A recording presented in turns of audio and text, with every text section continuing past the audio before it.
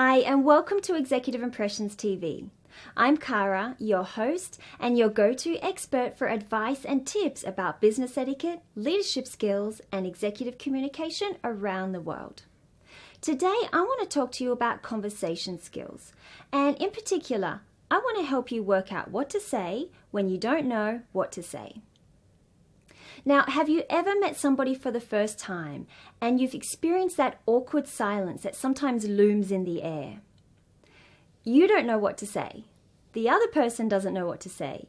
And you both stand there awkwardly smiling at each other, wondering who's going to jump into the conversation first.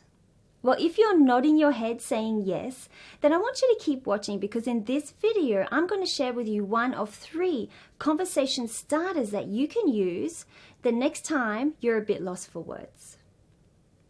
In part 1 of this video series, I shared with you some tips about how to comment on your surroundings if you're a bit lost for words at a networking event or a social function.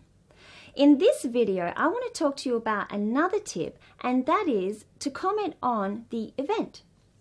So imagine you're at a networking event or a social function. You're standing with somebody. You're lost for words. Well, you're both at that event. You have that in common. So you can use that connection as a conversation tool to help break the silence. Some questions you might want to ask that person is, how are you connected with ABC Company? How did you get to the event? How do you know Simone?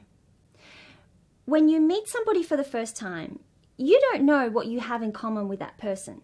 But the event that you're both at together, well, that's something you have in common. And you can use that as a conversation tool to really help break the silence. I have a blog post below which talks more about how to use commenting on the event as a conversation starter. So scroll down and have a look at that blog post now. I hope you found these tips insightful and useful.